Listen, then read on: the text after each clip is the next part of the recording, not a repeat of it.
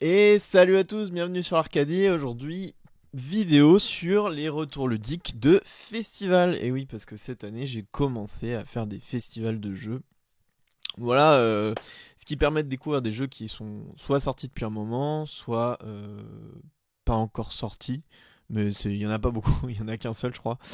Mais voilà, de découvrir autre chose, de sortir un peu de ces carcans habituels de jeux experts ou de choses comme ça. Enfin, vous allez voir qu'il y en a quand même. Mais voilà, ça va être assez intéressant parce que pour le coup, c'est beaucoup plus varié que le top que j'avais pu faire sur les jeux chez moi. Allez, on commence tout de suite. Alors, de ressources sur BGG, on va commencer avec Dictopia. Alors, Dictopia, un jeu qui n'est pas du tout mon style de jeu à la base, puisque c'est un jeu avec des mots, vous savez, c'est cette mode. Alors moi j'aime bien Codenames pour le coup, des jeux, voilà, pour le coup Codenames c'est vraiment ma seule expérience de jeu à mots, à découverte de mots, à déduction, enfin voilà.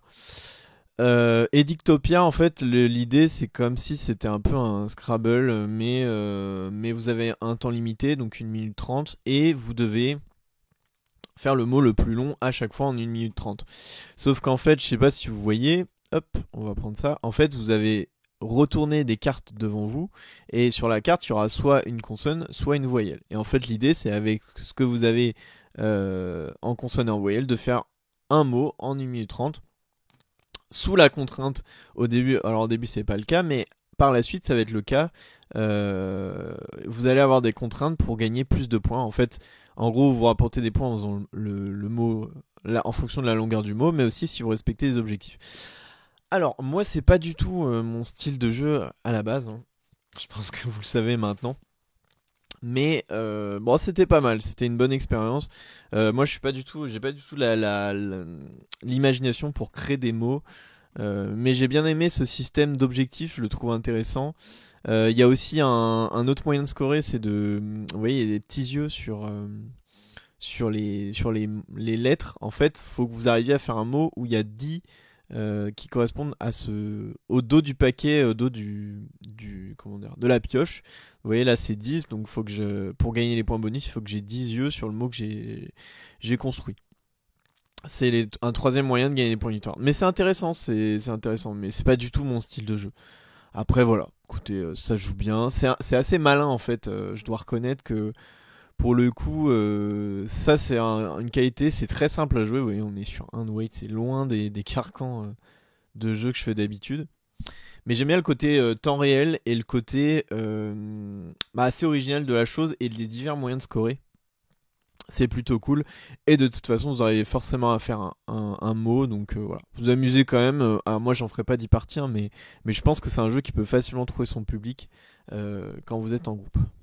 Alors voilà, on est sur les vieux jeux, hein, je vous préviens, c'est les jeux de festoche, hein. Alors Abyss, j'y avais jamais joué à ce jeu. C'est un jeu qui est complètement connu de ouf en France. Regardez, 14 000 racing sur BG, c'est un truc de dingo. Alors Abyss, bah si vous connaissez pas, c'est quand même, ça a l'air d'être un classique de ouf en fait ce jeu-là. Vous savez, je suis là depuis 2 ans, j'ai pas forcément à toucher à tous les jeux et surtout je me suis vite dirigé vers les jeux experts. Donc c'est un peu compliqué, donc c'est voilà, Monsieur Katala bien sûr. Alors que dire sur Abyss? Donc les mécaniques, comment on définirait les mécaniques?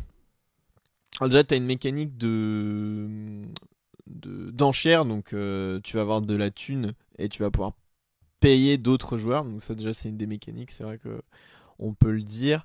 Tu vas avoir des cartes en main, tu vas avoir. C'est assez compliqué. Enfin, je sais pas comment dire. Voilà, on va prendre le plateau. Donc en gros, l'idée c'est que vous avez des maîtres de la mer, je crois, seigneurs de la mer, qui sont ici. Donc vous pouvez les acheter. C'est ce qui se fait scorer des points de victoire. C'est un jeu à points de victoire. Et en fait, pour les acheter, vous allez devoir avoir des cartes donc, qui sont ici. Des cartes qui vont être tirées avec une action qu'on appelle explorer. En fait, quand vous allez explorer, vous explorez l'océan. Vous allez tirer une carte d'une couleur qui est ici. Voilà, d'une des 5 couleurs qui est ici. Et en fait, à chaque fois que vous tirez une carte, si c'est vous la personne qui fait l'action explorer, il n'y a pas beaucoup d'actions différentes dans le jeu, donc je parle de l'action explorer, mais c'est clairement l'action principale du jeu. Vous explorez et en fait, vous proposer à chaque joueur, est-ce que tu veux cette carte-là qui vient d'être tirée? Et si la personne la veut, elle va vous payer, vous, en perles. Donc, ce qui est la monnaie du jeu. Et en fait, à chaque fois que une personne de plus a envie d'acheter une carte, parce qu'en fait, quand la personne vous l'a acheté, elle l'a, mais on continue à tirer les cartes jusqu'à ce qu'on arrive au bout. Hein. Ou jusqu'à ce que toi, tu achètes la carte qui est tirée. Et bien en fait, les coûts, ils augmentent. Donc tu vas gagner de plus en plus de thunes. Et en fait, ces cartes-là permettent d'acheter les Seigneurs de la Mer, puisque Seigneurs de la Mer, en fait, ils ont un coût de couleur de carte. Voilà, qui est en bas à gauche, on le voit très rapidement ici. Alors il y a un petit peu plus de subtilité, mais concrètement c'est ça. Et donc voilà, vous avez exploré. Et si vous avez aussi un système de murènes en fait, et les murènes, concrètement, si vous tombez contre, vous pouvez gagner des clés. Donc les clés qui servent à avoir des lieux, c'est clairement des stacking de points de victoire, ou des points de victoire cachés qui sont ici, qui vous donnent des points de victoire en fin de partie. Donc c'est un jeu à points de victoire, c'est classique. Mais pour l'âge qu'il a, entre guillemets, puisque ça fait quand même 9 ans qu'il est sorti, je le trouve assez efficace dans sa mécanique et j'ai pas retrouvé d'autres jeux qui fonctionnent avec ce système. Alors forcément, j'en connais pas non plus 10 000, hein, mais c'est vrai que ça fonctionne bien comme jeu. Et j'ai passé vraiment une bonne game. Donc c'était très cool. Abyss. Je sais que les extensions rendent le jeu vraiment encore mieux. Surtout l'action explorer. Mais voilà, c'est un jeu, on va dire, familial plus. Puisque bon, faut quand même avoir une stratégie. Hein, vous pouvez pas faire n'importe quoi dans ce jeu-là.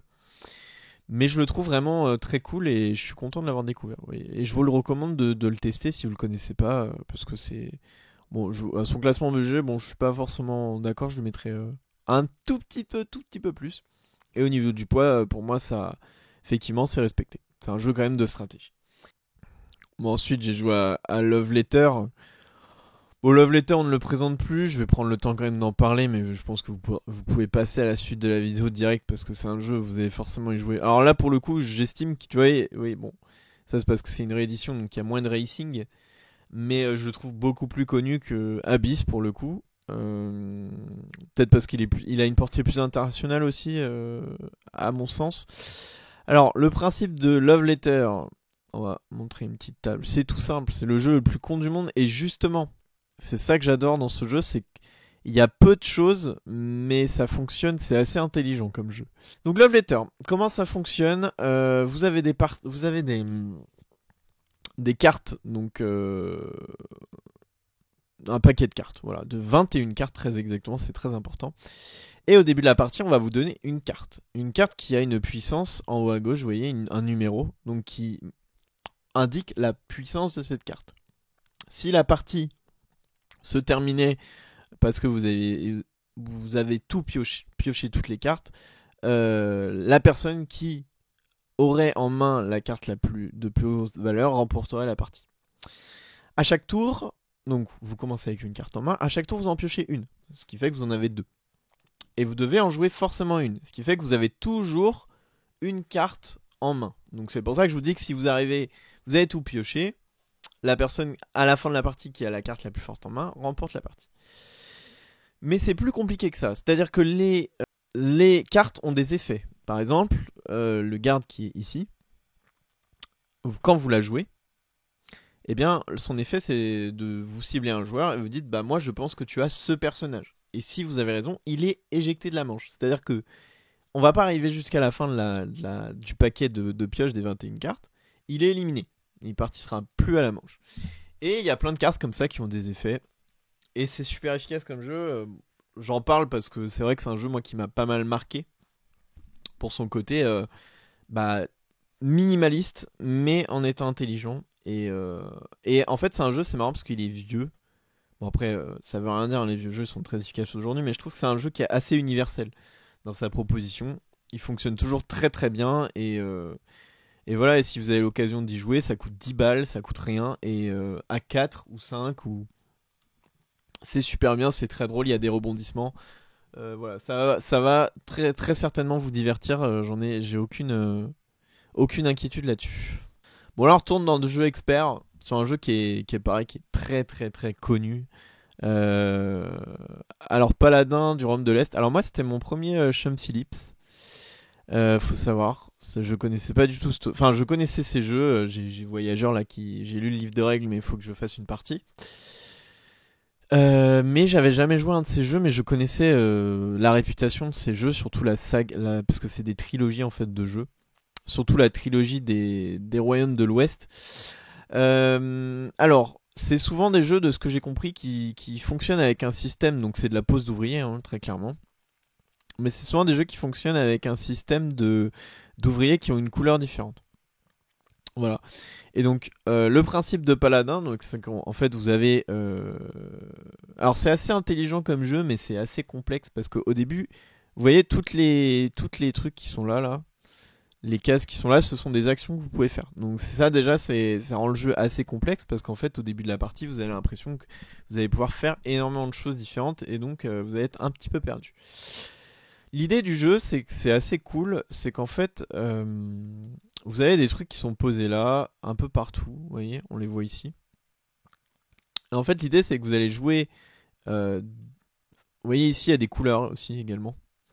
Vous allez jouer certaines actions, donc il faut des ouvriers de la couleur correspondante, ou sinon vous jouez des violets, hein, des violets qui sont des ouvriers qui peuvent tout faire. Et en fait, en faisant ces actions-là, vous allez monter votre puissance sur une couleur. Par exemple, si vous jouez cette action-là, c'est une action qui va vous demander du bleu.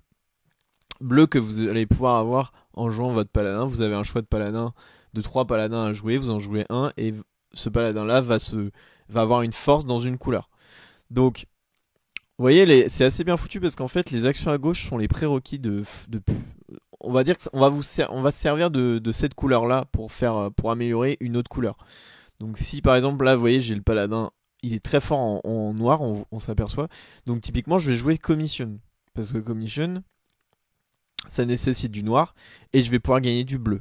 Donc ça veut dire que je vais retirer, vous voyez, un petit, un petit jeton qui est ici, je vais gagner de la puissance bleue et je vais pouvoir le poser sur une autre piste. En fait vu comme ça paraît assez barbare, assez archaïque comme jeu.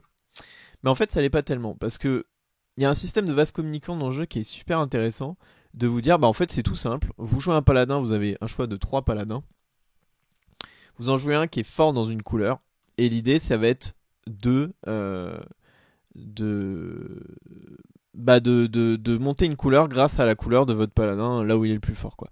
Et après c'est de maintenir une stratégie tout le long de la partie, et tout le reste des actions en fait va plus servir à spammer la stratégie que vous avez choisi de faire. Par exemple, moi j'avais fait commission, j'avais monté le bleu grâce au noir, et ce qui fait que en fait j'avais ces deux jetons là qui étaient très hauts. Ça m'avait pas suffi à remporter la partie, mais dans l'idée c'était un peu ça. Toutes les autres actions vont fonctionner avec d'autres, avec le reste du plateau, mais concrètement c'est ça vos objectifs, puisqu'on voit ici il y a des points de victoire.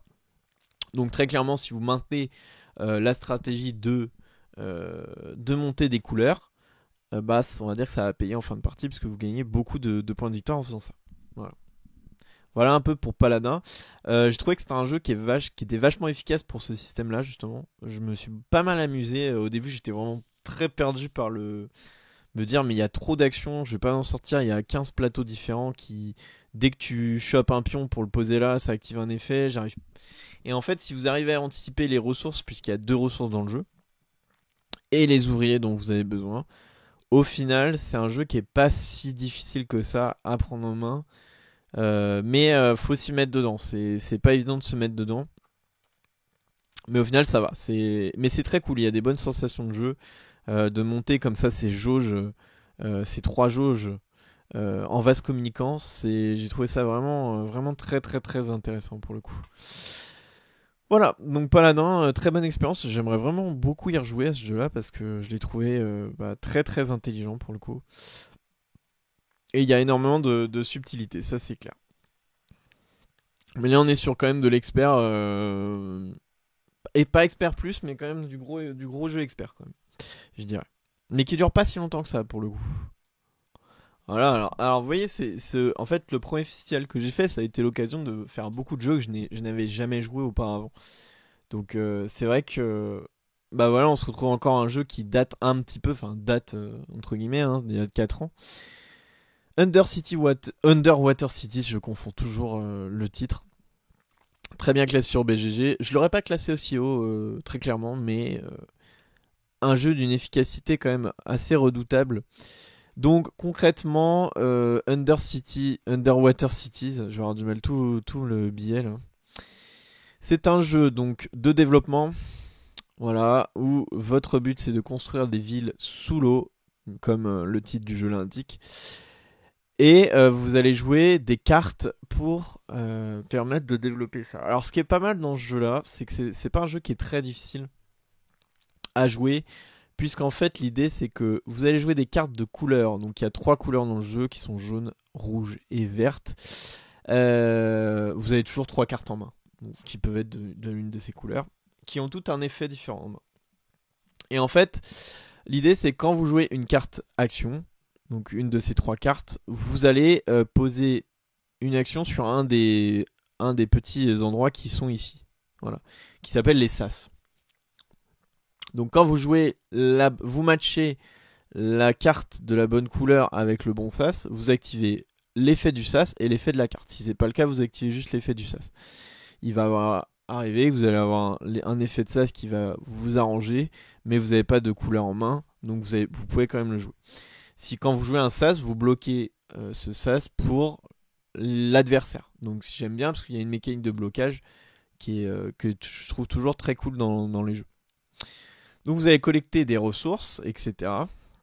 Donc il y a plusieurs types de ressources, hein, évidemment. Et avec ces ressources, vous allez pouvoir faire plusieurs choses. Donc des villes, des labos, des usines de dessalement, des fermes pour nourrir vos villes, parce qu'il y a une notion de nourrir les villes, des tunnels, etc.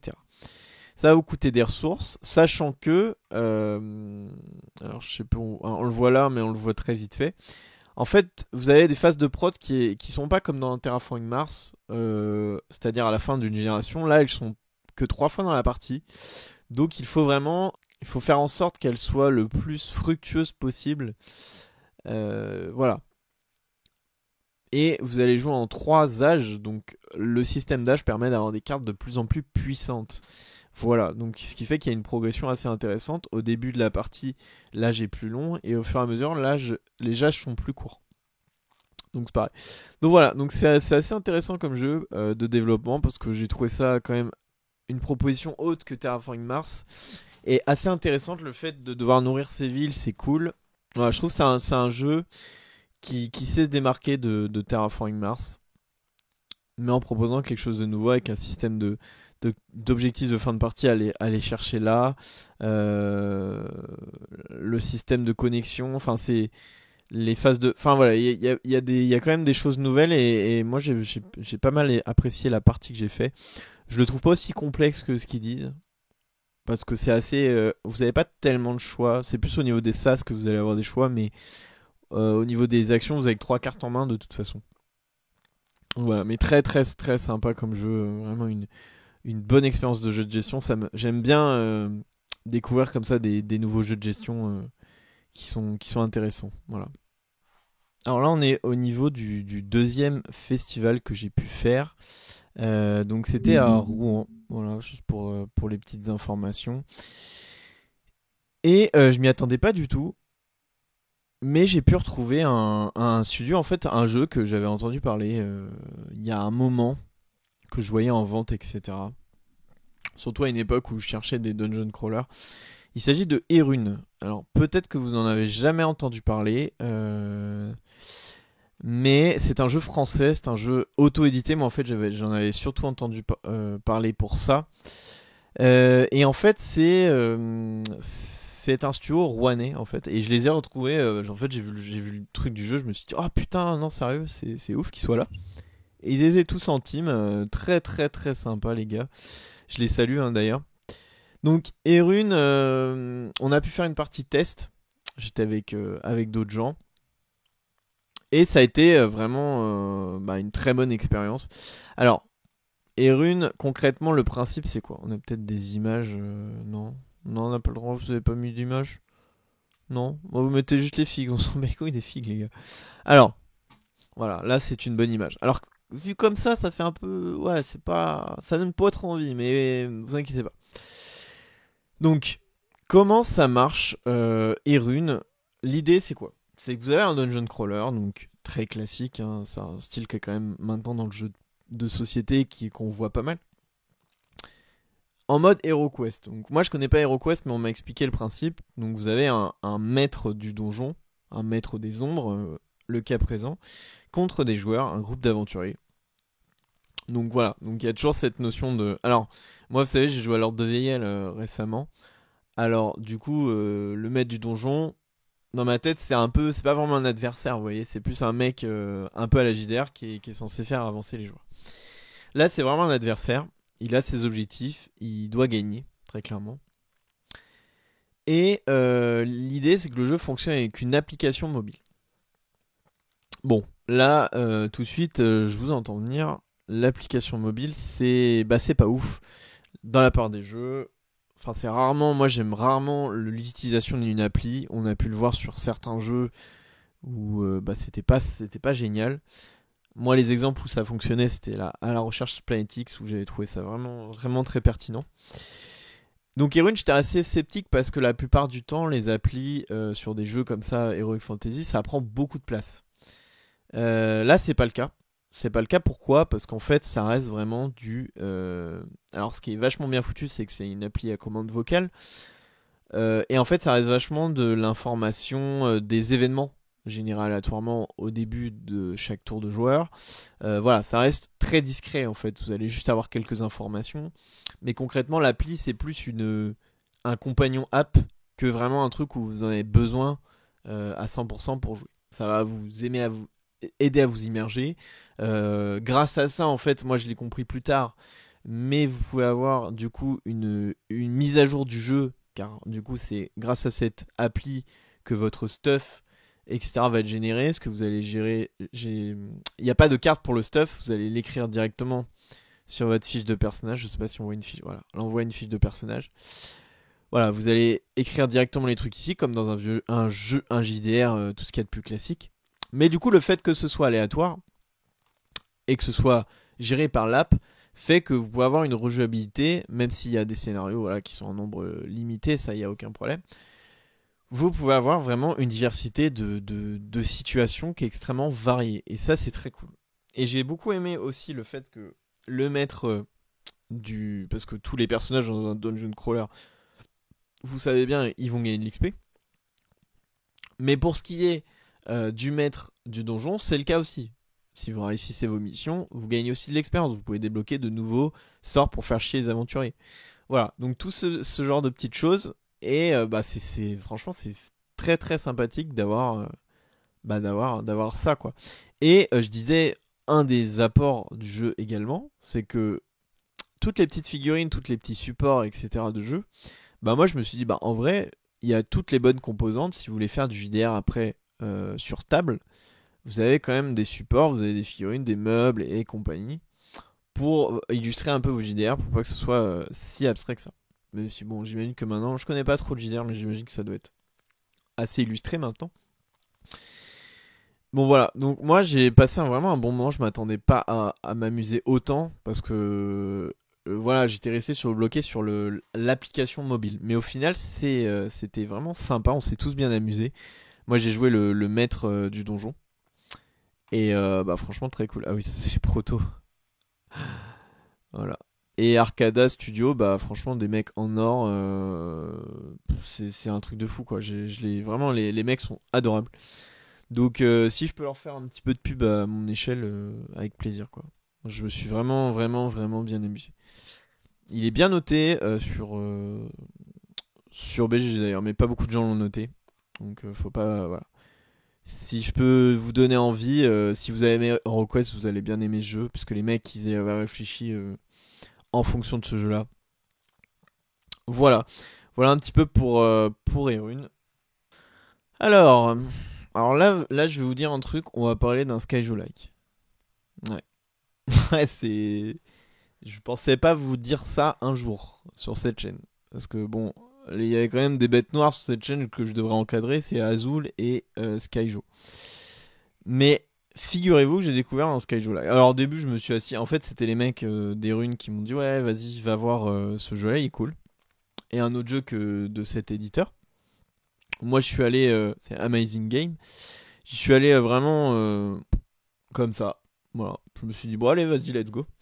Et on arrive devant la table et donc je vois finalement un tableau qui est un peu comme Skyjo avec des... Sauf que là on est dans le thème diamant, mine, machin quoi. Je me dis allez pourquoi pas. Parce que bon je me dis... Et là on me dit bah voilà en fait l'idée c'est que là tu choisis en fait une gemme au début. Tu sais pas quelles sont tes cartes, elles sont retournées. Et l'idée ça va être de maxer des points de victoire. En fait, vous allez retourner vos cartes un peu comme Skyjo. Sauf que là, l'idée, c'est qu'il faut que vous ayez vos gemmes de couleur sur votre tableau à vous et aux bons emplacements. C'est-à-dire que le cinquième devrait, il est au bon endroit, le sixième est au bon endroit et on va maximiser les points comme ça. Mais on est à peu près sur le même fonctionnement de Skyjo. Donc jusque-là, rien de transcendant. Je me suis dit, bon, on est vraiment sur la même dynamique. C'est pas, c'est un petit peu plus original, un petit peu plus stratégique parce que là, vous avez vraiment une contrainte de couleurs à respecter. Mais pour l'instant, ma foi, c'est un Skyjo quoi. J'ai pas l'impression d'avoir quelque chose de nouveau. Et là, le jeu est arrivé en mode. Ouais, mais il y a un truc en plus. C'est que là, t'as des cartes actions. Donc il y en a pas mal différentes. Qui sont très simples. Et qui vont te permettre de casser les couilles des autres. Ou de leur voler leurs gemmes. Parce que vous imaginez bien que si vous savez pas où sont vos gemmes dans tout le jeu, elles seront peut-être chez les voisins. Donc vous pouvez forcément leur piquer. Vous pouvez aussi leur piquer d'autres trucs. Vous pouvez aussi les faire défausser. Vous pouvez faire plein de trucs en fait, grâce aux cartes actions. Et ça j'ai beaucoup aimé parce que bah, alors voilà, les gens l'ont un peu mal noté. C'est un peu violent. Il faut pas être aussi violent, les amis. Enfin, faut que ça reste dans l'idée. C'est vous jouez à un Skyjo, mais c'est quand même mieux que Skyjo. Je dois le dire. Moi, j'ai passé un bon moment. J'y rejouerai avec plaisir. C'est le jeu familial. Je fais pas de pub, hein, je m'en bats les couilles. Mais bah franchement c'est cool. Si vous aimez Skyjo, enfin en tout cas ça vous a pas déplu, ce jeu-là va vous plaire parce il y a carrément beaucoup plus d'interaction. On est vraiment sur de l'interaction à gogo. Vous allez toujours aller piocher les cartes de la main du voisin ou sur son board. Enfin voilà, c'est du cassage de couilles. Et on adore ce genre de truc parce que Skyjo, bah c'est tout ce que on déteste en fait aujourd'hui, c'est les jeux où en fait c'est ultra froid et vous faites votre truc dans votre coin quoi. Enfin si vous voulez faire ça autant jouer à un jeu de gestion bordel quoi. Enfin bref, sympa. Et du coup, attendez parce que là je pense qu'il y a un autre de leurs jeux. Ah non, ils ont pas mis Voilà, ça devrait beaucoup plus. Alors ça c'est leur deuxième jeu qui va sortir, donc là j'ai pu tester un jeu qui était pas encore sorti au moment où je... Enfin en tout cas en VO s'il est sorti, ça c'est clair et net. Alors ça j'ai beaucoup aimé. C'est vraiment un jeu très, pour le coup, très original. Enfin, en tout cas, de ce qui me semble, hein, vous savez, j'ai pas la science infuse non plus. Alors, ça s'appelle Guns or Treasure, donc ce canon ou doublon, il l'avait traduit comme ça. Donc, complexité 2, je suis pas convaincu par ça, mais why not. Alors, le jeu, il vous propose vraiment en 10-15 minutes, c'est effectivement le playing time. Alors, au début, comme ça, ça paraît pas, voilà, ça paraît pas très attirant de visu. Et en fait, le jeu est vachement bien, enfin vachement intéressant. En fait, l'idée c'est que vous allez, on va essayer de voir la table de ces gens-là, là. Même si c'est flou encore une fois. Putain, mais c'est tellement flou. Vous pouvez pas prendre des bonnes photos, les gars. C'est terrible quand même. Ok, donc vous allez piocher 5 cartes qui ont des petits signes comme ça sur elles. Vous voyez. Donc soit de la puissance de combat, soit de l'or. En fait, l'idée, c'est que vous allez poser, je crois que c'est 3 cartes sur les 5.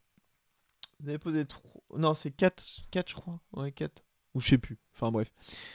Vous allez avoir plusieurs rounds où vous allez poser des cartes pour fabriquer des bateaux. Donc, en fait, la première carte dont la proue, vous allez montrer délibérément sa caractéristique, donc soit de la puissance d'attaque, soit de l'or. Et tout ce que vous allez mettre derrière, par la suite... Donc vous allez faire 3 fois 4, je crois, ou 3. Tout ce que vous avez derrière, c'est caché. Donc les caractéristiques de votre bateau ne sont connues que à la proue. Donc les ennemis ne savent pas ce que vous avez derrière. Peut-être que vous avez un bateau surpuissant, peut-être que vous avez un bateau qui est pas très puissant mais qui rapporte beaucoup d'or à l'ennemi s'il le détruit. Puisque oui, en fait, vous avez cette phase où vous construisez vos bateaux, phase cachée, et vous avez cette phase de skirmish, donc d'escarmouche, où votre but, ça va être, ok, donc moi je commence parce que j'ai plus d'or affiché sur mes bateaux. Par exemple, là j'ai 5, s'il y a un mec qui a 3 ou 4, bah il va être en galère. Enfin, il va pas commencer, quoi. Et après, je dis, bah ce bateau-là, il va attaquer ton autre bateau. Un autre bateau qui est sur le board. Et donc là, vous allez retourner toutes les cartes qu'il y a dessus et vous allez voir en fait la personne qui a le plus la plus grande puissance de combat sur les cartes, bah, remporte le battle et remporte l'or qui est affiché sur ce bateau également. Et le but, c'est la personne qui gagne, c'est la personne qui a plus d'or. Et ce qui est assez rigolo dans le jeu, c'est qu'il y a également des bombes. Et les bombes, en fait, vous pouvez les mettre. Donc souvent, vous les mettez face cachée, hein, vous les mettez pas en proue. Et vous l'envoyez sur un bateau. Et en fait, les deux explosent. Voilà. Même si le mec, il a, je sais pas, 10 de puissance. Et vous avez rien, le bateau va exploser. Vous pouvez faire des navires kamikazes. Ça, j'ai trouvé ça très très drôle. Pour le coup, c'est toujours des petites features que moi j'apprécie beaucoup.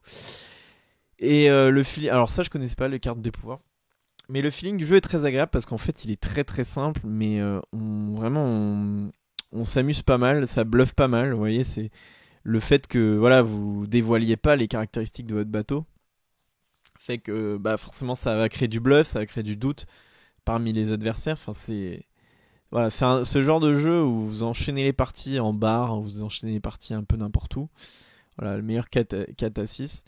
Et bah voilà, c'est typiquement les jeux qui sont pas connus alors que bah c'est quand même des sacrées bonnes idées. Et bah je vous le recommande quand il sortira, je sais pas quand est-ce qu'il sort. Canon ou doublon, voilà. Bah cool. Voilà, et puis je pense que bah, les éditeurs ils s'en sentiront beaucoup plus qu'un Skyjola qui apparemment, alors moi je savais pas du tout, hein, c'est vraiment saturé au niveau de ce style de jeu. Moi je savais pas, j'avoue que j'en ai tellement rien à branler de Skyjo que bon.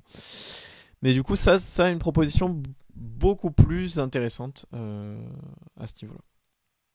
Alors là, on va finir avec un Cador, pareil, top 100 BGG. Alors un jeu qui, je pense que c'est typiquement un jeu. Il a un design de jeu qui serait sorti il y a 10 ans. Alors qu'il propose vraiment des choses très intéressantes. Alors, attention, ne flippez pas en voyant ce plateau-là. Oui, c'est moche. C'est vraiment pas beau. C'est vraiment... Ça donne pas envie hein, quand on regarde ça comme ça. Ouais. Mais Beyond the Sun, bah, il mérite sa réputation. Puisque c'est un excellent jeu. Ça, c'est clair et net. Alors, le principe de Beyond the Sun, c'est que vous avez... Donc c'est un jeu de développement. On n'est pas vraiment sur de la gestion moteur. Enfin, non, on n'est pas vraiment sur de la gestion de moteur. Là, on est plus sur un jeu de développement, je dirais. Toujours avec des points de victoire. Vous allez avoir un board comme ça, avec une faction asymétrique, hein, bien sûr. Et en fait, votre objectif, ça va être de soit développer l'arbre de technologie. Donc, en fait, à chaque tour, vous allez avoir ce petit truc-là que vous allez devoir poser donc en un premier temps dans les actions de base. Et ces actions de base vont vous permettre d'explorer l'arbre technologique. Vous allez avoir un arbre technologique qui va dévoiler donc de nouvelles actions. Vous voyez ici, on va pouvoir poser notre petit pilier par la suite ici. Et en fait, ce qui est pas mal, c'est que si vous êtes le premier à l'avoir découvert, vous allez gagner un effet directement. Donc ça pousse forcément les joueurs à développer cet arbre technologique. Vous allez gagner des points de victoire qui sont ici. Et en fait, ce qui est drôle, c'est que pour poser donc ces bonhommes sur ces technologies, il faut utiliser des caisses. Voilà, les caisses se transforment en bonhommes. Et en fait, ce qui est pas mal dans le jeu, c'est que du coup, vous avez vu, vous avez un nombre limité de caisses en fait.